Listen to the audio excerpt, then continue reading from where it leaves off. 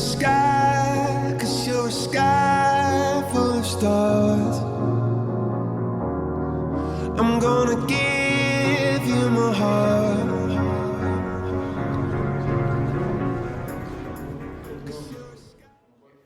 Las personas que nos dedicamos al cáncer de pulmón en la investigación clínica, bueno, pues qué avances hemos tenido y qué tenemos ya a día de hoy para poder ofrecer a nuestros pacientes. Por lo tanto, he evitado, en la medida de lo posible, los términos demasiado científicos y, sobre todo, aburriros con la inmensidad de ensayos clínicos y de resultados que tenemos en esta patología, ¿no? Como decía, empezaré por el carcinoma de cabeza y cuello. Y dentro de los avances del carcinoma de cabeza y cuello, realmente, como en mucho de lo que veáis también en cáncer de pulmón, la mayor parte de los avances vienen de la mano de la inmunoterapia. Realmente dentro del programa tenéis una charla específica de inmunoterapia y por lo tanto la tocaré solo de pasada para no ser reiterativo. En cuanto al carcinoma de cabeza y cuello, es verdad que tenéis ahí el primer statement. Hoy por hoy podemos decir que en muchas de las localizaciones, tanto la quimiorradioterapia como la cirugía pueden ser alternativas válidas para el tratamiento. Algunos estudios recientes han demostrado que la trimodalidad, es decir, aquellos pacientes que se operan pueden tener mejores resultados que aquellos que no, pero son estudios pequeños que tampoco han llevado a un cambio en la práctica clínica.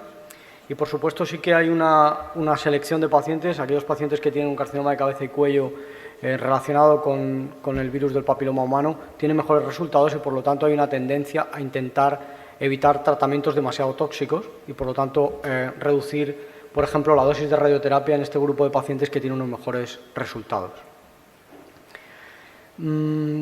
Otro de los problemas en cuanto al carcinoma de cabeza y cuello sería el seguimiento, y realmente no hay muchos datos en cuanto a cómo hay que seguir a estos pacientes, no hay muchos datos en cuanto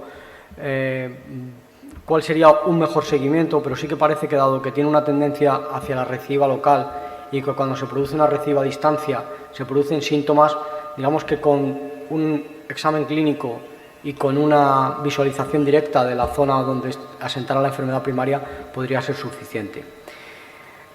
Por supuesto, siempre existe la duda sobre la posibilidad de que un paciente que recae pueda ser tributario de una cirugía de rescate, sí o no, o bien una reirradiación. Tampoco tenemos resultados nuevos en este sentido, pero sí que las nuevas tecnologías en cuanto a la radioterapia, de la que los compañeros de radioterapia saben mucho más que nosotros, pero sí que podrían tener un papel justo en este grupo de pacientes que recaen y que pueden ser tratados con terapia, por ejemplo, con protones. Y por último, está claro que a nivel metastásico y a nivel recurrente la inmunoterapia es lo que ya está y ya puede cambiar las perspectivas de estos pacientes. Solo como hay una cosa de inmuno, aunque en cáncer de pulmón, como me dedico, yo creo que esto lo podemos quitar, ¿no? Que es súper molesto. ¿Lo puedo quitar?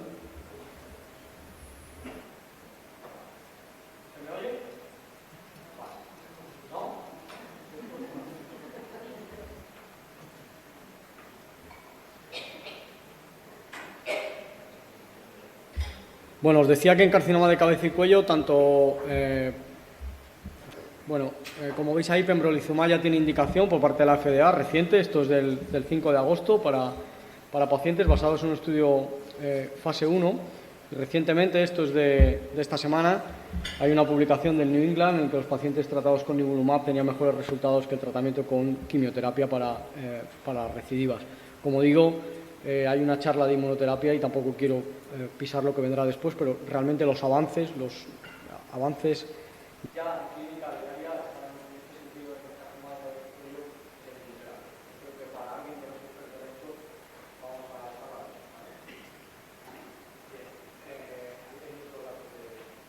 Pasando al cáncer de pulmón, que es a lo que me dedico, tanto en el Hospital Virgen Macarena, como ha dicho José Antonio, como en el Hospital Quirón de Sevilla. Realmente la quimioterapia en el cáncer de pulmón había alcanzado un plató, es decir, no podíamos cambiar la supervivencia de los pacientes con enfermedad avanzada. Ahí tenéis las gráficas clásicas. Los pacientes pueden tener una mediana supervivencia que puede variar entre 9, 10, 11, 12 meses una vez que se diagnostican de la enfermedad metastásica, y realmente hasta ahí es hasta donde podíamos llegar hasta hace unos años, ¿no? Desde ahí hasta ahora, realmente, si hay una patología que en oncología ha cambiado, ha sido el cáncer de pulmón. con unos avances que realmente para los que dedicamos a ello son realmente sorprendentes, ¿no?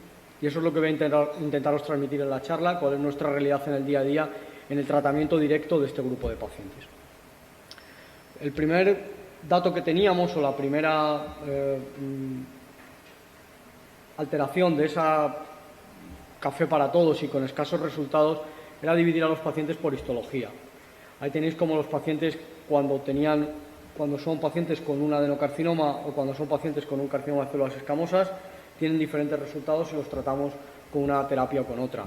Realmente esto supuso un cambio, puesto que los pacientes que tienen una histología no escamosa, hoy por hoy el tratamiento estándar cuando se administra quimioterapia sería una combinación basada en platino y basada en PM3E con datos de PM3E de mantenimiento. Es decir, ya estábamos dividiendo a los pacientes en función de su histología y ya no estábamos tratándolos a todos los pacientes por igual. Pero esto no es suficiente, sino que claramente lo que pretendíamos era conseguir elegir la mejor terapia para el paciente que teníamos delante en función de las alteraciones moleculares que pueda tener su enfermedad. Y hoy por hoy, al menos en la práctica clínica diaria, disponemos de al menos 3 con indicación para fármacos diferentes a lo que pueda ser la quimioterapia. Uno sería este grupo de pacientes, que son pacientes EGFR mutados. Esto depende de los sitios y de las zonas, pero puede estar en torno al 10, al 11, al 15%, depende de en nuestro medio, más o menos se moverían en esas cifras. También tenemos terapias dirigidas para pacientes que tienen una translocación ALK, que más o menos también depende de las zonas, pero podríamos estar hablando entre el 2 y el 4% de los pacientes, y también para pacientes con alteraciones en ROS, que viene a ser más o menos un 1-2% de los pacientes. Por lo tanto, esto nos permite estar seleccionando a pacientes para terapias dirigidas, ¿no? Y esto es uno de los grandes avances, así a grosso modo, en el tratamiento de los pacientes con cáncer de pulmón. El siguiente paso lo que nos lleva es, bueno, ¿qué tipo de pacientes necesitan que nosotros testemos este tipo de alteraciones moleculares para plantearles una terapia dirigida? ¿Es para todos? ¿No es para todos? Esto es un consenso de la Sociedad Española de Oncología Médica y la Sociedad de Anatomía Patológica, en el que, como veis, aquellos pacientes con histología escamosa y fumadores son pacientes que tienen unas circunstancias diferentes, son cánceres de pulmón diferentes, para los que recientemente hemos encontrado también una terapia a través de la inmunoterapia, pero son pacientes que tienen otro tipo de cánceres de pulmón. Pero bien aquellos pacientes con histología escamosa, no fumadores, de esto podríamos hablar mucho si realmente existen o no, pero sobre todo aquellos pacientes con histología no escamosa, es prioritario buscar esas alteraciones moleculares que nos pueda llevar a una terapia dirigida. Recientemente, y veo que ha llegado el doctor Rosell, que está aquí,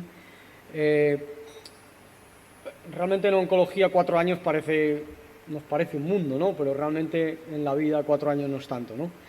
Y esto es un estudio español en el que se demostró que para este grupo de pacientes con alteraciones EGFR positivas los resultados en supervivencia eran mejores cuando se trataban con esa terapia que cuando se trataban con quimioterapia estándar. Por lo tanto, este es realmente lo que confirma esos avances de lo que os decía antes. Pero como decía, en 4 años las cosas cambian totalmente. Y en 4 años ya no solo buscamos histológicamente esa alteración molecular, sino que somos capaces de encontrar otras alteraciones que surgen como mecanismos de resistencia a esos pacientes que tratamos con inhibidores tirosinquinasa de entrada, y podemos encontrar esas mutaciones que hacen que los pacientes dejen de responder a esa terapia de primera línea, que podría ser erlotinib, afatinib o gefitinib. Cada uno tendrá sus preferencias y sus cuestiones para elegir uno u otro, no es el motivo de la charla entrar aquí, pero realmente esto también supone un cambio, porque podemos determinar alteraciones moleculares que vienen a suceder más o menos como mecanismo de resistencia en un 60% de los pacientes con cáncer de pulmón, una alteración molecular que detectamos en sangre. Por lo tanto, estamos evitando a los pacientes una biopsia para poder determinar esas alteraciones moleculares y, por lo tanto, un beneficio también en su calidad de vida. En todo caso, ¿por qué nos empeñamos tanto en esto, no? Para un clínico que se dedica al cáncer de pulmón, una de sus mayores logros o a lo que se dedica en el día a día es conseguir que rebiopsien a sus pacientes para detectar esas alteraciones moleculares, ¿no? No sé si aquí hay neumólogos o radiólogos, pero es una de las las luchas, de las batallas, ¿no? Realmente esto es el futuro y probablemente nos evite ese tipo de cuestiones, puesto que si somos capaces de detectarlo en sangre, pues tenemos una terapia dirigida y por lo tanto vamos a poder tratar a esos pacientes. Esto es real en el día a día, lo hacemos, yo creo que lo hacemos prácticamente en todos los hospitales y aquellos que no lo hagan pues realmente se deben de incorporar a poder detectar estas alteraciones. Y a veces, ¿no?, cuando alguien te escucha hablar de esto, dice, ¿para qué se empeñan tanto en estas cosas, no? Y si el paciente tiene un cáncer de pulmón metastásico y resulta que le han puesto una primera línea de tratamiento con un tratamiento oral, con un inhibidor de la tirosina, lleva 2, 3, 4, 5 años vivo y ahora ha progresado, ¿qué necesidad hay de seguir molestando al paciente buscando otras alteraciones moleculares? Bueno, pues realmente esto es así porque tenemos muy buenos resultados para este grupo de pacientes que tienen esta alteración molecular con un fármaco nuevo, con indicación ya como es el osimertinib, ¿vale? Como veis, estas son las gráficas, no sé si estáis acostumbrados a ver esto, pero realmente son gráficas sorprendentes en cuanto al beneficio que obtienen estos pacientes con este fármaco y son para los que tenemos la oportunidad de utilizarlo tanto en ensayo clínico como fuera de él. La verdad que los beneficios para los pacientes son auténticamente espectaculares. Por lo tanto, seguimos evitando la quimioterapia en este grupo de pacientes. No voy a hablar mucho de casos, pero simplemente para que veáis lo que supone un tratamiento dirigido como este en un paciente con una alteración molecular y con progresión a una primera línea de tratamiento. Esto es una chica de 32 años de nuestro hospital que tenía una linfangitis carcinomatosa con progresión a una primera línea de tratamiento con gefitinib. Esta es la placa y esta es la placa a la semana de empezar el tratamiento con osimertinib. Esta chica en esta linfangitis necesitaba oxigenoterapia domiciliaria, ya es modelo, y en esta placa a la semana estaba pasando modelos de trajes de sevillana, ¿no? Esto es real, es así, y por lo tanto, en este caso no tuvimos la suerte de que la alteración molecular la detectáramos en sangre periférica, pero necesitamos 3 biopsias para poder llegar a tener la alteración molecular. Por lo tanto, el empeño merece la pena cuando obtenemos esos resultados. Esto es lo mismo, pero en otro paciente, a la semana de nuevo un TAC con una respuesta también espectacular. Y el siguiente paso sobre esto es que una vez que tratamos a estos pacientes con estas moléculas, después también el tumor habitualmente es más listo que nosotros y también adquiere nuevas alteraciones moleculares para poder escapar a esas terapias dirigidas. Aquí tenéis otra, que es uno de los mecanismos de resistencia que hoy en día estamos estudiando para esos nuevos fármacos. Terminando ya con ese grupo de pacientes que eran los pacientes EGFR mutados, realmente hoy por hoy este es el plan de tratamiento. Son pacientes que debemos tratar en primera línea. Y digo que aquí no vamos a entrar en si mejor uno u otro, cada uno pues tendrá sus ventajas y sus inconvenientes y sus opiniones, es totalmente discutible. Y realmente en segunda línea debemos de utilizar otro fármaco con una terapia dirigida para esos pacientes que obtienen como mecanismo de resistencia esa mutación. Bien, digamos que con eso hemos acabado esta parte y por lo tanto seguimos seleccionando a los pacientes. No todos los pacientes son iguales. Los pacientes con alteraciones moleculares EGFR, refiriéndose a práctica asistencial, es verdad que para este grupo de pacientes tenemos otra serie de ensayos clínicos, pero he pretendido no traeros los ensayos clínicos y sí traeros la realidad clínica. El otro grupo de pacientes serían aquellos pacientes con traslocaciones de ALK. Y es verdad que el primer fármaco que tuvimos aquí es un fármaco de crizotinib.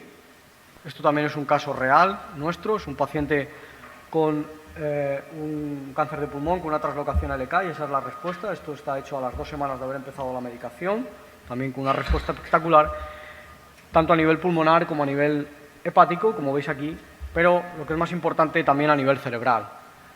El paciente lleva ya 2 años con el tratamiento, mantiene una calidad de vida perfecta, hace una vida normal, trabaja y es autónomo completamente. Por lo tanto, ese paciente es un paciente que nos remitieron desde otro centro y requirió 2 biopsias para poder obtener la traslocación ALK.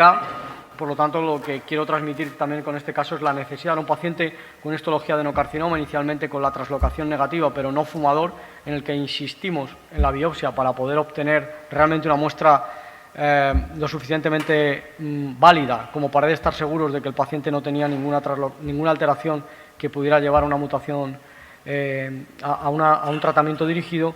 y el paciente, como digo, después de todo ese tiempo se mantiene con una excelente calidad de vida y hace una vida completamente normal. Realmente para este grupo de pacientes que tienen esa traslocación a LK y cosas nuevas, bueno, pues esto está presentado en la última ASCO, en junio de este año en Chicago, en el que ya parece que podemos estar en posición de que el fármaco que teníamos como primera línea, que podía ser crizotinib, se ha superado por otros fármacos de segunda o de tercera generación dirigido contra esa alteración y en este grupo de pacientes. Fijaros cuál es el porcentaje de respuesta de un fármaco como alectinib, ¿no? y el beneficio que produce respecto a un fármaco que ya era extraordinariamente bueno como es crizotinib. Es verdad que este estudio se puede criticar, entiendo que en un foro de oncólogos dedicados a cáncer de pulmón podríamos sacarle mucho partido a esto, quizá no es el momento, pero si queréis en la discusión lo podemos plantear, pero realmente fijaros que estamos hablando de fármacos con una eficacia impresionante, ¿no? Para un cáncer de pulmón metastásico, incluido pacientes con metástasis cerebrales. Este es el endpoint primario, que era PFS, que como veis es estadísticamente significativo para alectinib frente a crizotinib. Tenemos otros fármacos como brigatinib. Fijaros también cómo la inmensa mayoría de los pacientes responden al tratamiento y se benefician del tratamiento. Y hoy por hoy, en lo que estamos en este grupo de pacientes con esta traslocación concreta, que como decía depende de los sitios, pero viene en torno a un 2 a un 4% del total de pacientes que vemos con cáncer de pulmón avanzado, estamos en intentar identificar esas alteraciones moleculares que nos lleven a tener no solo una terapia dirigida para aquellos pacientes que tienen una traslocación ALK, sino una terapia dirigida concreta para la alteración molecular que tiene ese grupo de pacientes, ¿no? Con lo cual, esto es un paso más, no incorporado en la práctica asistencial, pero sí incorporado a través de los ensayos clínicos y, por lo tanto, también necesitamos de nuevo biopsiar a estos pacientes o tener alguna manera de saber qué es lo que está pasando en ese tumor para que respondan o no a una terapia dirigida como esta. Y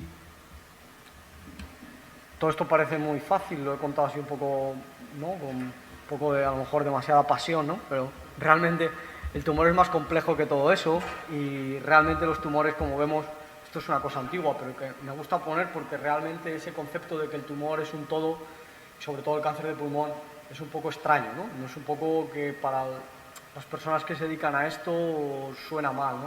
El tumor no es un todo, sino que dentro del propio tumor, como veis, hay alteraciones completamente diferentes. Independientemente de lo que eso suponga a la hora de poder decidir un tratamiento o no, sí que debe ser importante a la hora de tener el concepto de lo que es el cáncer de pulmón como un todo, ¿no? Probablemente cuando estamos obteniendo biopsias de una determinada zona, realmente no sabemos si lo que estamos biopsiando o el resultado de esa biopsia responde al tumor de manera completa o no.